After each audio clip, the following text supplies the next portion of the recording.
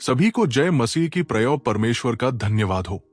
इस सुंदर समय के लिए मैं विश्वास करता हूं आप सभी भले चंगे होंगे। पिछली वीडियो में हमने सीख क्यों हम प्रार्थना नहीं कर पाते हैं। आज हम सीखेंगे कैसे हम प्रार्थना में अग्नि लाएं, जो हर मसीही के जीवन में क्रांतिकारी बदलाव ला सकता है। बहुत से लोग प्रार्थना तो करते हैं, लेकिन उनमें वह आग नहीं होती, वो सामर्थ्य नहीं होती जो स्वर्ग को हिला सके। आज हम सीखेंगे कि कैसे हमारी प्रार्थनाएं सिर्फ शब्दों का खेल न बने, बल्कि उनमें वो आत्मिक शक्ति हो जो परमेश्वर के सिंहासन तक पहुंच जाए और उत्तर लेकर आए। पहला और सबसे जरूरी पहलू है पवित्र आत्मा से भरी प्रार्थना करना। जब हम अपने मन और शरीर से नहीं बल्कि आत्मा से प्रार्थना करते हैं, तब हमारी प्रार्थना में अग्नि आती है। रोमियो 8 अध्याय और 26 पद में लिखा है, इसी रीति से आत्मा भी हमारी दुर्बलता में सहायता करता है, क्योंकि हम नहीं जानते कि प्रार्थना किस रीति से करना चाहिए, परंतु आत्मा आप ही ऐसी आहें भर भर कर जो बयान से बाहर है हमारे लिए विनती करता है।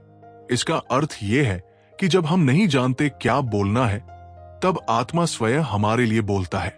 लेकिन अगर हम पवित्र आत्मा से भरे ही नहीं हैं, तो हमारी प्रार्थना में वो आग कैसे आएगी।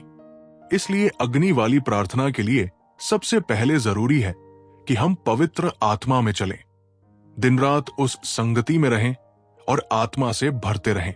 जब आत्मा से भरे होते हैं, तब हमारी प्रार्थनाएं केवल शब्द नहीं रह जाती, वे एक ज्वाला बन जाती है जो स्वर्ग के दरवाजों को खटखटाती नहीं बल्कि खोल देती है।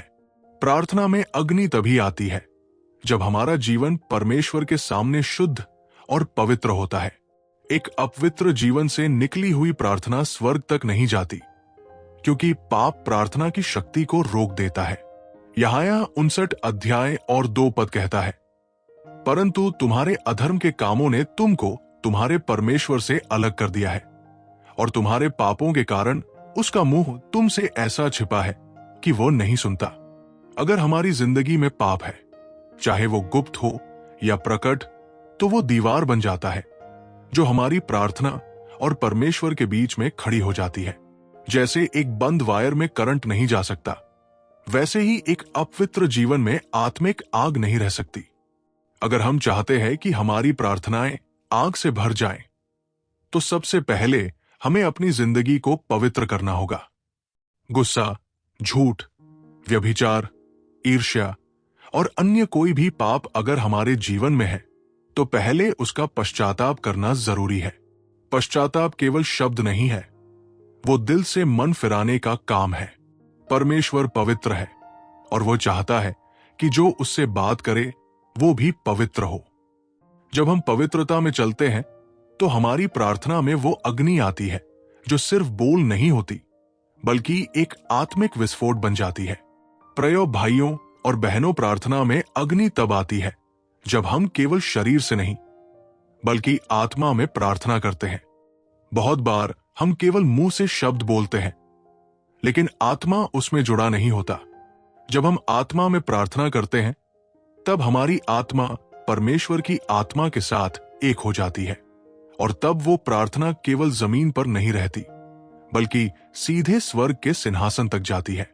बाइबल कहती है, रोमियो 8 अध्याय और 26 पद, इसी रीति से आत्मा भी हमारी दुर्बलता में सहायता करता है, क्योंकि हम नहीं जानते कि प्रार्थना किस रीति से करना चाहिए, परंतु आत्मा आप ही ऐसी आहें भर भर कर जो बयान से बाहर है हमारे लिए विनती करता है। इसका मतलब है कि जब हम थक जाते हैं, जब शब्द नहीं बचते, तब पवित्र आत्मा हमारे भीतर से करहा कर परमेश्वर से बातें करता है। वो एक ऐसी आग है जो भीतर से जलती है और हमें उठाकर आत्मिक लड़ाई में खड़ा करती है। भाइयों और बहनों, जब हम पवित्र आत्मा से भरे रहते हैं, तो हमारी प्रार्थनाएं सिर्फ निवेदन नहीं होती, वो स्वर्ग को हिला देने वाली आत्मिक शक्ति बन जाती है। इसलिए प्रार्थना में अग्नि लानी है तो आत्मा में चलना और आत्मा में प्रार्थना करना जरूरी है। प्रिय भाइयों और बहनों, प्रार्थना में अग्नि तब आती है जब हम केवल शरीर से नहीं बल्कि आत्मा में प्रार्थना करते हैं। बहुत बार हम केवल मुंह से शब्द बोलते हैं, लेकिन आत्मा उसमें जुड़ा नहीं होता। जब हम आत्मा में प्रार्थना करते हैं, तब हमारी आत्मा परमेश्वर की आत्मा के साथ एक हो जाती है, और तब वो प्रार्थना केवल जमीन पर नहीं रहती, बल्कि सीधे स्वर्ग के सिंहासन तक जाती है। बाइबल कहती है, रोमियो 8 अध्याय और 26 पद, इसी रीति से आत्मा भी हमारी दुर्बलता में सहायता करता है, क्योंकि हम नहीं जानते कि प्रार्थना किस रीति से करना चाहिए, परंतु आत्मा आप ही ऐसी आहें भर भर कर, जो बयान से बाहर है, हमारे लिए विनती करता है।